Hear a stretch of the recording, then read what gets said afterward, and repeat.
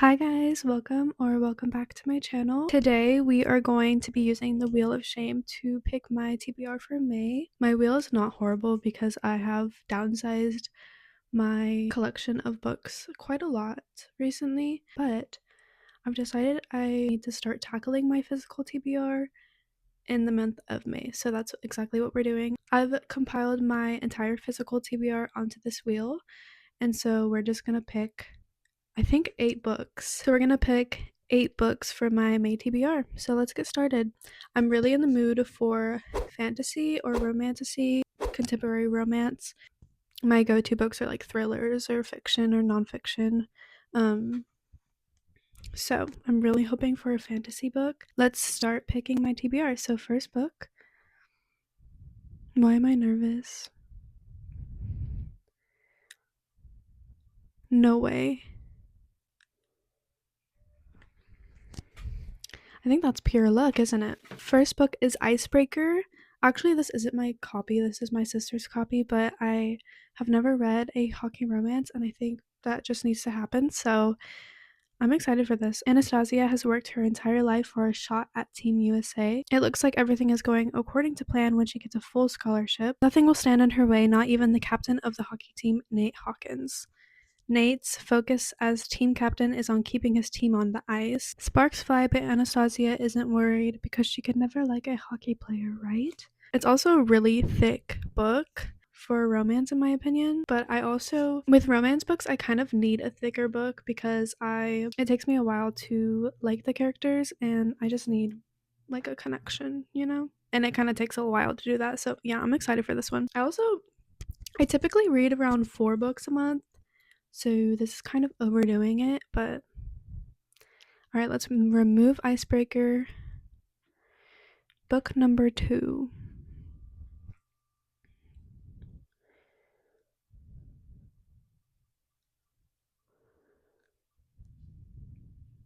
How I'll Kill You. I own a lot of thrillers, so I'm kind of expecting to get a couple more. They're just my favorite books, so I have a lot of them. But like I said, I really want a fantasy, so hopefully we'll get one. How I'll Kill You by Ren DeStefano. This I actually have owned for a long time. The majority of my physical TBR are just books that I've owned for years, but I bought this simply because of the cover. Just because look at that, it's so cute. Sissy has an interesting family. Always the careful one, always the cautious one, she has handled the cleanup while her serial killer sisters have carved a path of carnage across the US. As they arrive in Arizona, Sissy must step up and embrace the family pastime of making a man fall in love and then murdering him. Her first target, a young widower named Edison. Then she begins to feel protective of Edison, and before she can help it, she's fallen in love. It becomes clear that the grave site she chooses will hide a body no matter what happens. But if she betrays her family, will it be hers? Which just sounds exciting. That sounds very interesting. I also kind of forgot about this book after I bought it. It's been just sitting on my shelf, so this is a good pick, I think. Also, just look at the cover. All right, so we have 6 more books. Book number 3.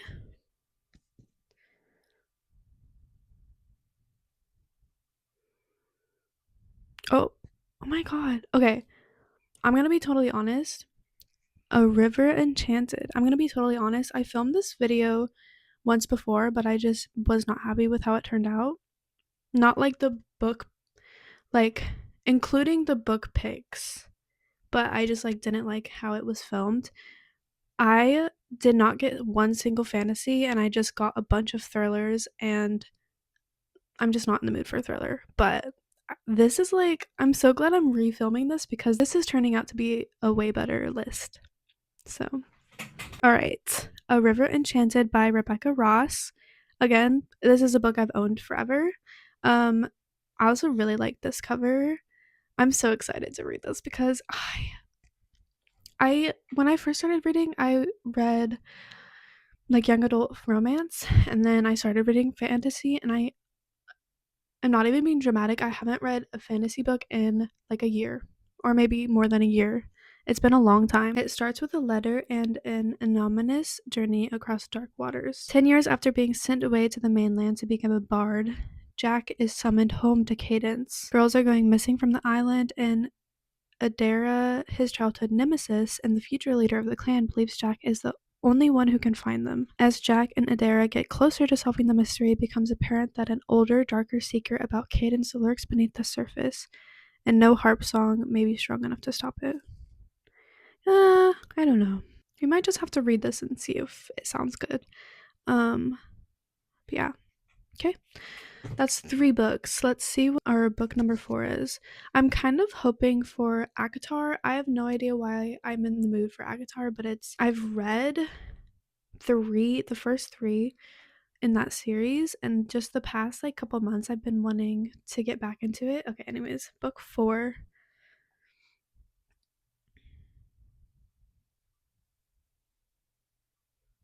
Okay, Bunny. All right. Bunny by Mona Award. I honestly really like this author. She's kind of she just writes very like odd characters, I think. But this is a thriller, and I think I started reading this a couple years ago, but I never finished it. A scholarship student who prefers the company of her dark imagination to that of most people, Samantha is utterly repelled by the rest of her graduate fiction writing cohort, rich girls who call each other Bunny and seem to move and speak as one. But everything changes when Samantha receives an invitation to the Bunny's fabled smut salon. Ditching her only friend, Samantha plunges deeper into the Bunny's world and begins to take part in their monstrous experiments, and reality begins to blur. Yeah. Honestly, even though thrillers are my favorite, I'm probably not in the mood because it's spring and it's almost summer. So that's probably why. But okay. Book number 5.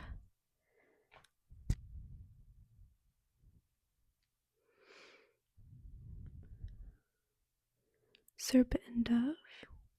Serpent and Dove. This is one of the books that I bought when I was just starting out reading, so I've had it for a long time.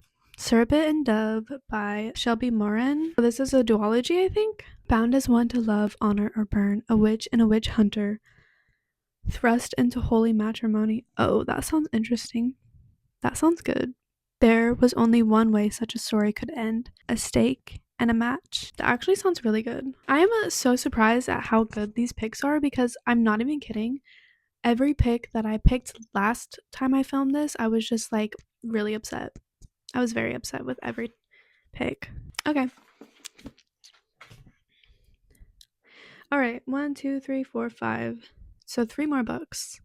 I feel like at the end of May, I'm gonna watch this back and laugh at myself for picking 8 books. But I just also want to read more. And I also need a variety of genres because I am such a mood reader. I can't read 2 books in a row of the same genre. I just have to switch it up. So, yeah, anyways. Okay, book number what? Book number 6. Let's see what we get.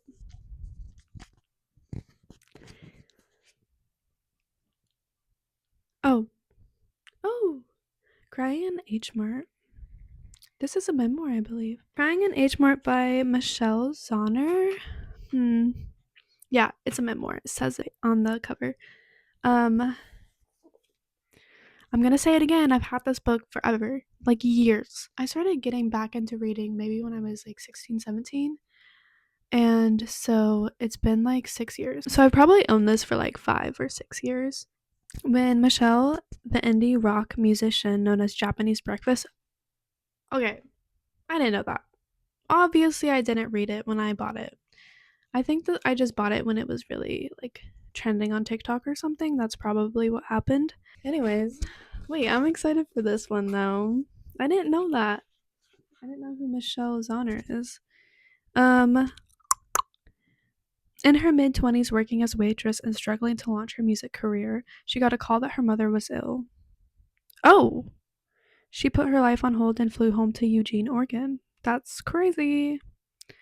because I live in Oregon. Okay, it's a candid coming of age story of growing apart from and then back together with her Korean identity and forging her own path in the wake of a devastating loss.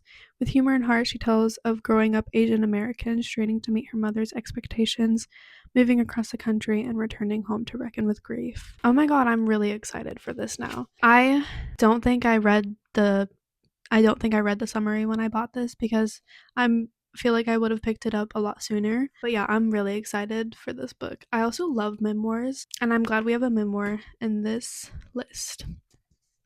Okay, wait. Book number 7. Second to last book. This is a lot of books. Oh. Gone Girl. Where is Gone Girl? Uh-oh. Oh, it's right here. Okay, we all know and love Gone Girl, right? Gone Girl by Gillian Flynn. I love this movie. It's one of my favorite movies, and I've had this book forever.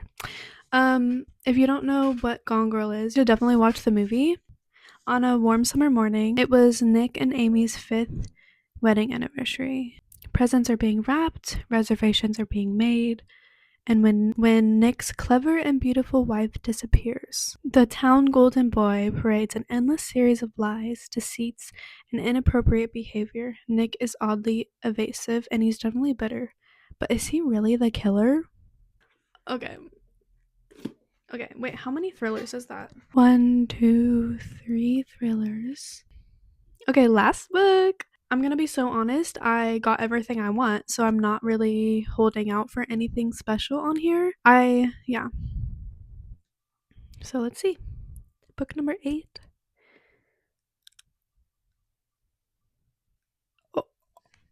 Oh my god, you see how close we are to ACOTAR?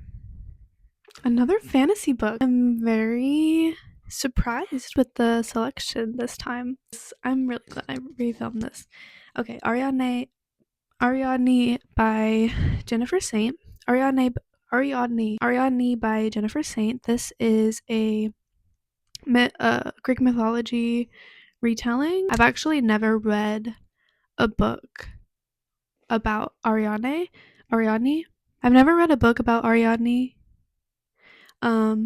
But I've read like Circe, and that mentions Ariadne, and then I've read a lot of like dark romance Greek mythology retellings, and I don't remember hearing about this name. As princesses of Crete and daughters of King Minos, Ariadne and Phaedra, grow up hearing the terrible bellows of the Minotaur from Labyrinth. When Theseus, princess of Athens, arrives in Crete as a sacrifice to the beast, Ariadne falls for him. Ariadne has heard too many tales of women being punished for the acts of men.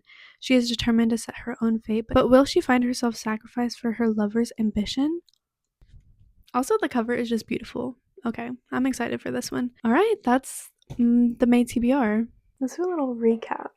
So, fantasy books, we have Ariadne, Serpent and Dove, and A River Enchanted. And then we have, for thrillers, we have Bunny, How I'll Kill You, and then Gone Girl. And then we have one memoir, H Mart, Crying in H Mart, and one romance, Icebreaker. I'm really happy with all of these picks, if I'm being honest. Oh. Hold on. Sorry about that.